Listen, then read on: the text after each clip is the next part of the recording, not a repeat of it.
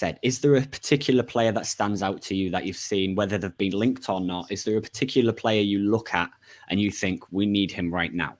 Because bear with me, with Caicedo, he's young. He hasn't played a lot of games. If you want someone like we seem to need someone to come in and instantly make an impact, I'm not so certain he's the guy. Is there another player you've got your eye on that you look at and think he's the guy who's going to come in and instantly make an impact in the squad?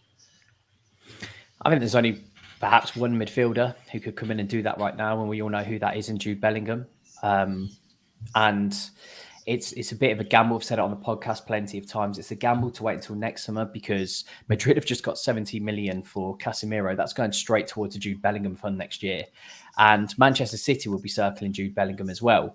So it's a little bit of a gamble waiting until next year. Now, that's fair enough because Dortmund said absolutely no chance this year. They already lost Haaland. Fair enough. But if he has a good World Cup and another good season, that 120 million euros might very well go up to 150, maybe to 180, depending on how well he does. But I think he's perhaps the only person who could come in right now.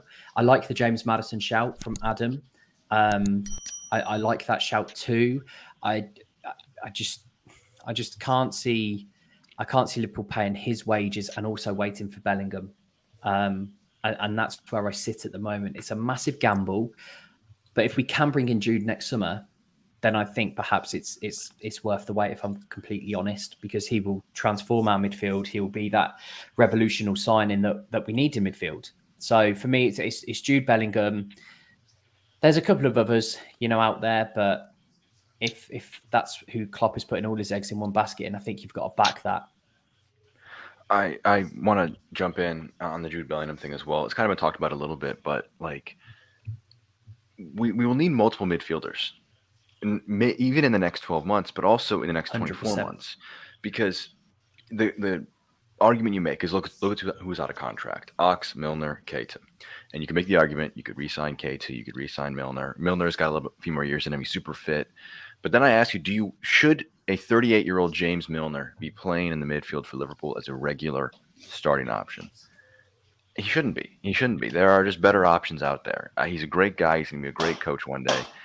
And Naby Keita, Jay, you've won the debate heavily against me on this. Clearly, Klopp just doesn't trust him. I think there's a lot of talent there, but he didn't play him a single minute in that match against Palace. So he just did not trust him enough for that.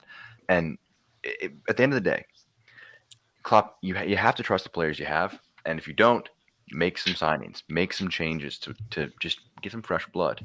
But the point I wanted to make is if Jude Bellingham is really the guy we're all in on, he's one of our 2-8s in our current system.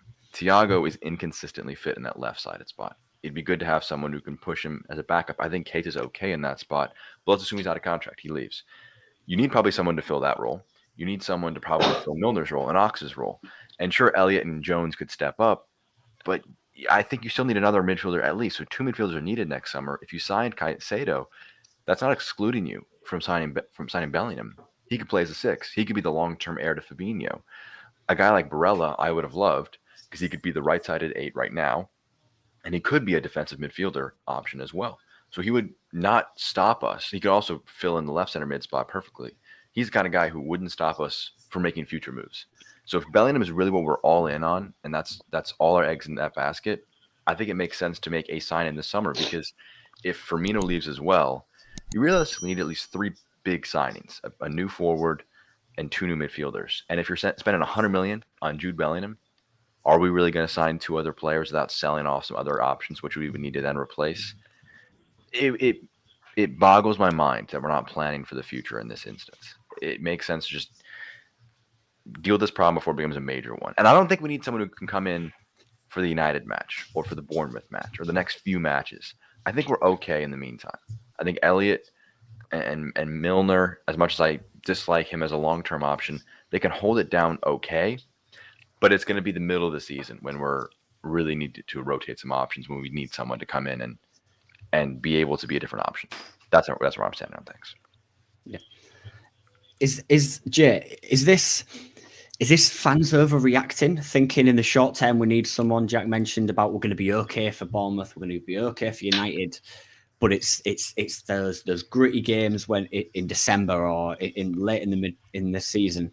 Is this fans overreacting and thinking Klopp's been Has Klopp's been stubborn, or is this a genuine concern that we are very short on midfield?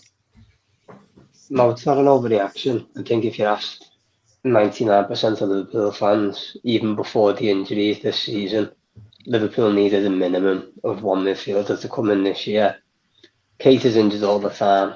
Thiago's always picking up knocks. Henderson picks up knocks throughout the season. But the other side of it for me is, even if Keita and Oxlade-Chamberlain are fit, they're not good enough. People keep talking about stopgap signings and, oh, it's only if it's for one season. If you bring a midfielder in that improves your squad, that's not a stopgap signing. That's called improving your squad and get rid of the dead weight, which is Oxlade-Chamberlain and Naby Keita. I know we had a big debate, me and Jack, about it the other week, but Naby Keita's had 4 years to make his mark on the squad. He hasn't. He's not going to. Oxlade-Chamberlain's been finished since the injury at Roma, which was 3-4 years ago. There's no point. There's no point in having them players in there. So it's not an overreaction. I don't think it's got anything to do with the injuries. I think we just need better quality anyway, regardless of the injuries. And I think we've been a bit naive because next season, obviously, Milner's going to go, Oxlade-Chamberlain's going to go. Chances are now Keita's going to go on a free. That's 3 midfielders down straight away. So I don't see Liverpool buying 3 new midfielders next season for top money. So I think if we don't get one this season, it's borderline stupidity, to be honest, because then you're relying on 3 new midfielders next season just gelling straight away, and that's not how it works, especially in the system that we play. It takes time to adapt. You've seen it with Robbo, and you've seen it with Fabinho. He didn't come straight in the side. They had to learn how to play our way. And even if we did outlay the kind of cash to sign Bellingham, like my dream summer, Bellingham, Barella, Christopher Nkunku, Mate, I'd take that. and then Caicedo next summer as well. So you're spending, I mean, that's looking at 400 million. 400 million. Easily. And I just don't see that happening. But you see the squad revolutionized, made, I mean, half a decade younger in almost every position. And but do they walk in day one and gel all together? They wouldn't, because you'd have pretty much an entirely new midfield 3. You'd have a different option up front that'd be pushing things. You'd be changing things so drastically. I just think it's not. I mean, the center back, not signing a center back in 2020 was slightly excusable, because we had great options. You know, Matip, Gomez, Van Dijk are great options, and we clearly wanted to wait for Konate, I guess. So it was fine to not. It was okay. You could have gotten ahead of the issue and signed a 4th center back, so you wouldn't have had the catastrophe that season. Could have done that, but I forgive that mistake. This just seems like such a no-brainer. Any midfielder right now just helps you so much. I would go from being pessimistic about trophy odds right now, but I think we still could win some and will win some, to being very confident. Just one signing could just help our future planning this coming season, help make our current players better, because Henderson looked great off the bench. I thought he's a good rotation option coming into the match. It just it the thing is though, like I get it. Like, Klopp wants Bellingham quite clearly, and Liverpool are happy to wait. The Barella links right now. Barella doesn't want the move. Like, he doesn't want to leave. He's not leaving Italy, 100%. Liverpool are interested. That's as far as it goes, because Barella's not interested. So Barella's off the table. And then you are looking at players like Caicedo, because they are the players who perhaps, you know, moving from Brighton to Liverpool, it's not really going to be that much of a difference, really. It's not as if you're moving country. So it does seem, I mean, we've seen this from Klopp before. And to be fair, you know, I remember a couple of years ago when everyone said, we'll sign Koulibaly then. Van Dijk's not coming. Sign Koulibaly. And we waited until January and signed Van Dijk, and that was the best decision ever. And Klopp's going to stick with that. Klopp will only sign the players that he wants to sign. He quite clearly wants Jude Bellingham. He doesn't want anybody else, because if he did, they would have signed them by now. Liverpool don't do deals if they can help it towards the end of the window. He wanted Nunez. Fair play to FSG. Forked out what could be Liverpool's highest transfer record. He wanted Alisson Becker. They forked it out.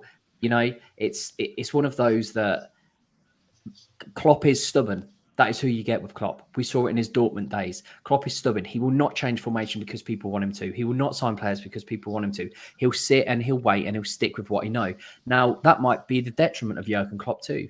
And we'll have to find out and see. But at the start of the season, he started with potentially 7 central midfielders for 3 positions. He probably thought he was covered. And they probably didn't scout as much, in the midfield as what they could have done. So, I mean, this is what you're going to get with Jurgen Klopp, rightly or wrongly. And that's the difference, because Liverpool don't have an oligarch in charge. They don't have a massive powerhouse backing them where they can go out and spend 100 million on a Jack Grealish who doesn't play for a whole season, and we'll just wait and we'll let him develop. Same as Mahrez. That's Liverpool, Klopp will wait, and there's always an option. And I know I've just said Klopp won't change his formation because he probably won't, but there is always an option of changing formation, having 2 midfielders. I'm playing Firmino or Carvalho in that 10 role, or even Curtis Jones in that 10 role too. But it's a conundrum, isn't it? And I don't think fans are being overreactionary for wanting a midfielder. I just don't think there's not very many options about. I don't disagree, Richie, but I'm going to pretend you're Klopp. So I'm going to ask you a question. Are we not signing a Fabinho backup, or someone to push him, or someone to back up Thiago? Is it just Bellingham next summer? Because if we're saying because I agree with that's a Koulibaly Van Dijk comparison is very good. I agree with that. But that was one position. I think the midfield is so rotationary. There's so many options. Why does a midfield signing now exclude Bellingham next summer? Oh, I agree. I just don't think that we'll be spending the 50, 60 million on a Maddison if we're going to go and spend 120 million for a Bellingham. I think Klopp perhaps thinks that Hendo can play in that 6. We've seen Thiago and Millie play in that 6. We've even seen Curtis Jones play very, very deep too. So I think he feels like he has cover, let alone Tyler Morton as well, who I think will be our future number 6. He's gone out on loan. I think in 3 years' time, when Fabinho perhaps regresses a little bit, Tyler Morton might be ready to step up. But if he's not, then we'll have to dip in the midfield. But again, which it is slightly the reason why Caicedo does make sense now to drop into that 6 role. But I mean, this is Klopp. Like I said, he's not flippant, and it's quite hard actually. I think Tottenham had this issue for very many years. Who's going to sign saying, okay, we're going to sit on the bench, but we're just going to keep you until Fabinho gets injured? Same as Tottenham. You're going to sit on the bench behind Harry Kane until Kane gets injured or he can't play. Are you okay with that? Players are going to want to play.